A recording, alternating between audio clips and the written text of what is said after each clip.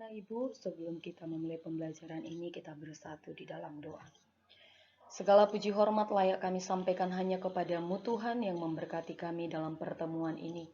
Dimanapun seluruh anak-anakmu berada ketika mereka mengikuti pembelajaran ini, kiranya Tuhan yang memberkati dan Roh-Mu yang kudus yang mengajari mereka untuk memahami kebenaran firman yang akan hamba sampaikan dengan keadaan yang terbatas ini. Terima kasih Bapa yang baik, kami mohon ampun dari setiap kesalahan yang kami lakukan di hadapan-Mu. Baik dari perkataan, pemikiran, dan tingkah kami mohon Tuhan ampuni. Sehingga berkat Tuhan layak untuk kami terima. Demi nama Tuhan kami Yesus kami telah berdoa dan mengucap syukur. Amin. Shalom bagi seluruh anak-anak Ibu. Salam rindu kepada semua anak-anak Ibu dimanapun berada. Kembali kita akan melanjutkan pembelajaran kita di bagian yang ketiga atau bab 3, yaitu memilih untuk tidak putus asa. Mari siapkan hati dan pikiran anak-anak Ibu untuk memperhatikan dan mengikuti pembelajaran ini. Sekarang kita masuk poin yang pertama, yaitu pengertian dari putus asa. Dalam Kamus Besar Bahasa Indonesia, putus asa adalah keadaan di mana seseorang itu tidak memiliki harapan, atau sama ini dikatakan dengan putus harapan. Kalau berbicara mengenai putus, berarti di sana sesuatu hal menganggap dirinya tidak mampu.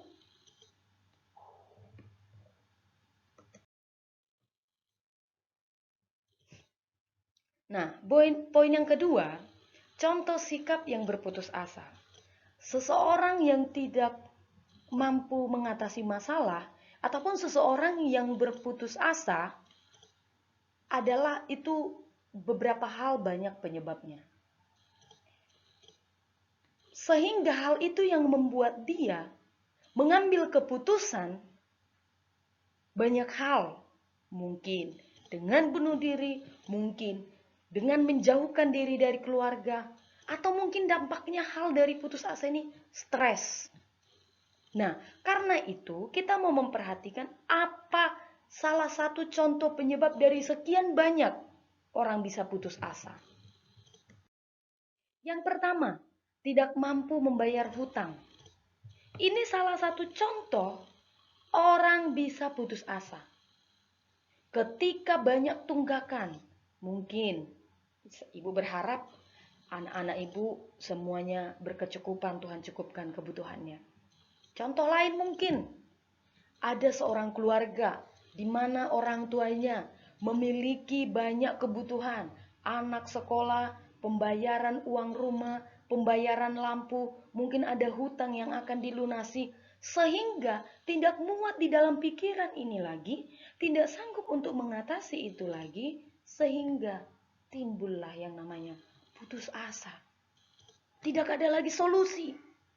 Dia tidak mampu memikirkan solusi lagi. Sehingga ini salah satu penyebab putus asa.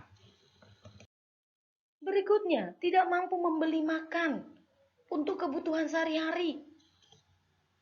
Tidak tahu lagi mungkin dengan keadaan yang terbatas. Mungkin dengan kemampuan yang terbatas. Tidak mampu untuk mencukupi kebutuhan keluarga. Tidak mampu memberikan anak istri makan. Atau anak-anaknya makan. Orang tuanya mungkin bersama dengan tinggal. Tidak mampu untuk memberikan itu makan. Sehingga stres. Sehingga memiliki niat, apalah saya, tidak berdaya. Ini salah satu penyebab orang bisa dikatakan putus asa. Yang berikut, tidak mampu membeli obat saat sakit. Contoh, ada mungkin anaknya yang sakit. Atau anak-anak ibu mungkin sakit. Orang tua sudah pusing. Karena sakit mungkin tidak bisa diobati. Sudah bolak-balik pergi. Ternyata uang sudah habis. Sakit tidak sembuh. Sehingga menangis. Menjerit. Tapi seharusnya yang dilakukan ketika menjerit, biarlah dijeritkan kepada Tuhan. Nah, ini salah satu obat. Orang tua tidak akan pernah sanggup melihat anaknya sakit. Melihat begitu saja. Saking tidak sanggup melihat anaknya, mungkin dia putus asa. Bagaimana lagi ini? Sudah tidak tahu apa lagi yang harus saya lakukan. Ini mungkin, tapi berharap anak-anak ibu adalah orang-orang yang Tuhan cukupkan kebutuhannya. Ini tadi ibu katakan salah satu penyebab orang putus asa. Ya. Nah, dari yang 3 ini dan mungkin masih banyak lagi. Apa penyebab orang bisa putus asa? Nah, mungkin orang yang sudah tidak muat di kepalanya, sudah penat begitu semuanya, tidak sanggup lagi, maka mungkin ada jalan lain yang dia lakukan, yaitu bunuh diri. Dia mengambil keputusan itu karena tidak sanggup lagi. Dan mungkin ini pun pernah anak-anak ibu dengar keputusan ini yang diambil oleh orang lain. Pernah anak-anak ibu dengar. Tapi karena itu kita belajar dari pembelajaran ini. Bukan itu solusi dari orang-orang yang berharap kepada Tuhan. Kita harus berani mengatakan, saya yakin setiap masalah ada jalan keluar. Jangan hal ini yang kita ambil. Karena ini adalah hal yang tidak benar. Nyawa biarlah Tuhan yang mengambil. Nah ini tadi kembali ibu sampaikan. Salah satu contoh dan penyebabnya inilah bunuh diri. Nah, jadi apa solusi yang harus kita perhatikan? Karena itu contoh sikap yang tidak berputus asa. Kalau tadi poin B, contoh yang berputus asa, sekarang contoh yang tidak berputus asa. Ini kita ambil dari Matius 6 ayat 25 sampai 32. Poinnya di sana diantaranya adalah yang pertama.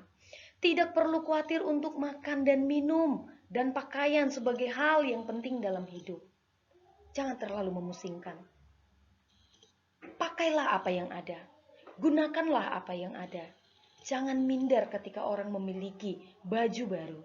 Jangan minder ketika orang melihat makanannya begitu enak. Jangan khawatir. Yang perlu kita syukuri, Tuhan masih memberikan kebutuhan. Pas kita butuh, pas Tuhan beri. Itu seharusnya yang kita syukuri. Yang kedua, mencari kerajaan Allah dan kebenarannya. Nah, ketika masalah itu ada, carilah Tuhan. Sampaikan kepada Tuhan, bukan kepada orang lain. Ketika orang lain mendengarkan jeritan kita, dia hanya mengatakan, sabar ya, semoga tabah ya. Tapi ketika menjerit kita kepada Tuhan, Tuhan akan kasih solusi.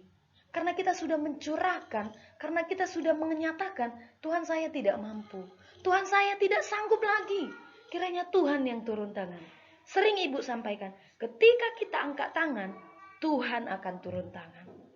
Nah karena itu ketika apapun yang terjadi, permasalahan, jangan ambil tindakan putus asa. Tapi cari Tuhan, cari bagaimana kamu untuk mengutarakan semuanya, apa yang kamu rasakan.